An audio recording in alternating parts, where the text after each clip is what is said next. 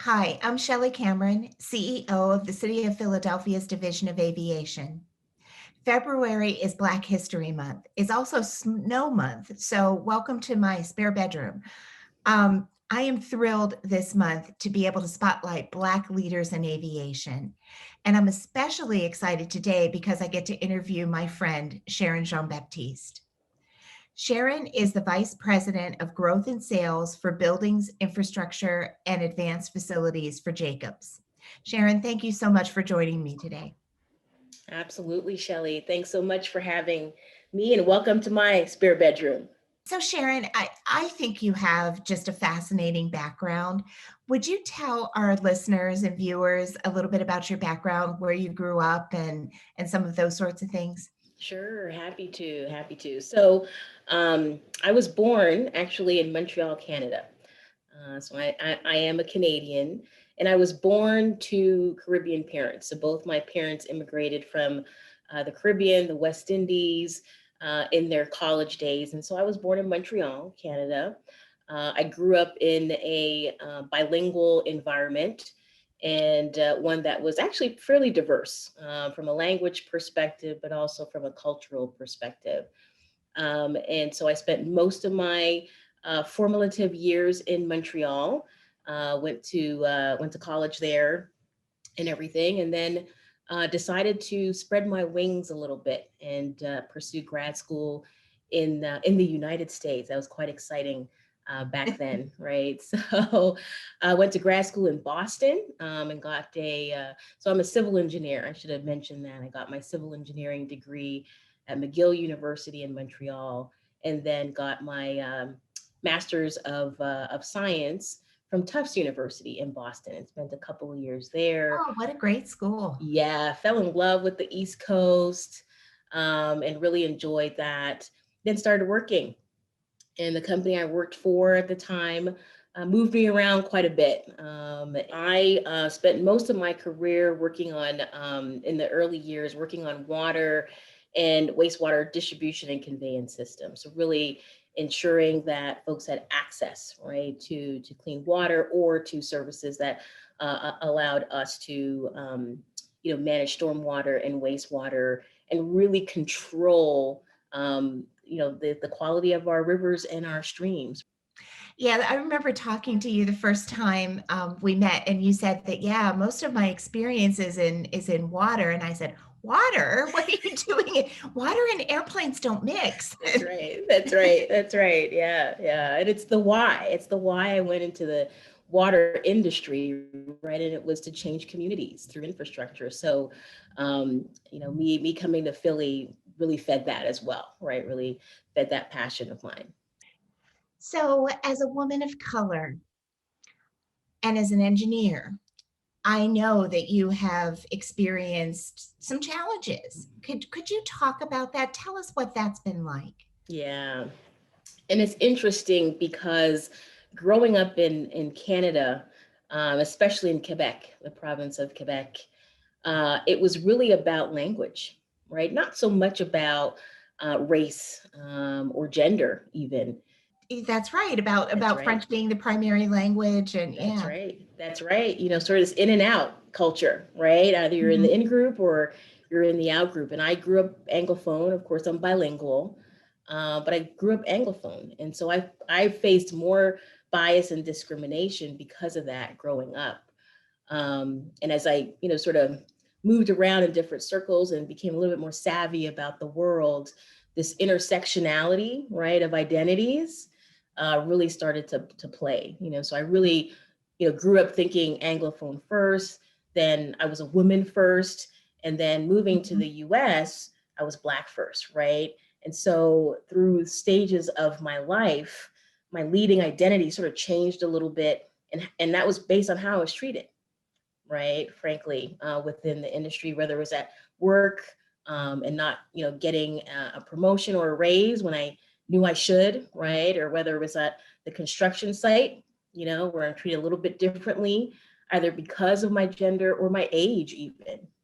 That's really, I love that you talked about that, because I think sometimes we get so focused on one identity that we forget that there are all of these other things about us. You have to figure out how to bring your whole self to the workplace.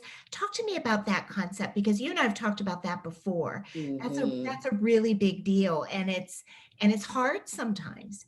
It is very hard. And it took me years, Shelly, I'll be honest, to really own my space, as one of my mentors says, and really own your story and who you are, right? There's a balance between keeping certain aspects of your life for you, right? It doesn't mean if I'm being my authentic self that I'm telling everybody everything, right? But it's about being able to say, well, I don't have to hide that part of me, that I can share that, and that would be um, that would be welcomed, that would be accepted, and I wouldn't be made to feel different because of that, right?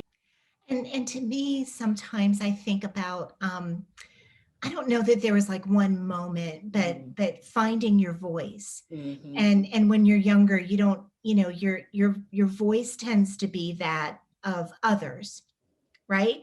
And Yeah. it all segues into what you were talking Yeah. about, how you show up and do you feel Yes. comfortable, and but I often think about it in terms of finding your voice. That's exactly. I love that. I love that. We're already there, but go a little further with me on diversity, equity, and inclusion and what that means to you. Yeah. Well, so I'll tell you, when I first got into the field, there weren't a lot of engineers that looked like me. Matter of fact, when I was in high school, it was my chemistry teacher, um, an older white gentleman, um, who actually encouraged me to pursue engineering. I was going to be a math professor. Huh. And he encouraged me to go into engineering. And he said, Sharon, it's not going to be easy, right? I'm encouraging you to do this, but it's not going to be easy because you will be the only, right? You'll be one of a few women and one of even less Black engineers. So through my academic and professional career, I haven't seen a lot of folks that look like me. That doesn't mean we don't exist, because we do, right? And you start to affiliate with organizations that cultivate Black talent and Black engineers and whatnot. But for me, when I thought about diversity, it was really representation. And we all know that representation matters. It matters. But it's not the only thing. And that's why inclusion, I think, has to come first, right? When we're thinking about sort of tackling the disparities that we might see in our workforce and in our leadership structures of our organizations. And if you're not creating a culture of inclusion and belonging, right? We're hearing more and more about belonging, then you will not keep the diverse talent. You won't attract them and you won't keep them, right? So your culture has to match your aspiration. And then the equity, for a long time, we didn't talk about that with intentionality and focus like we are now, right?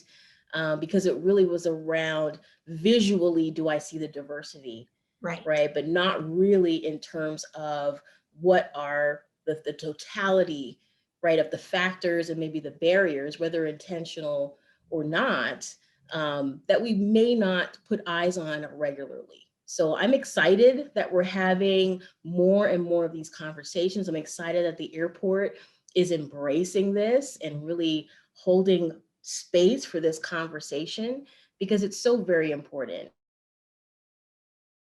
And we're realizing, we're all in this together. We've got to do this together. So, words of advice to the next generation, women who might want to Yeah. follow in your footsteps. What words of advice would you give?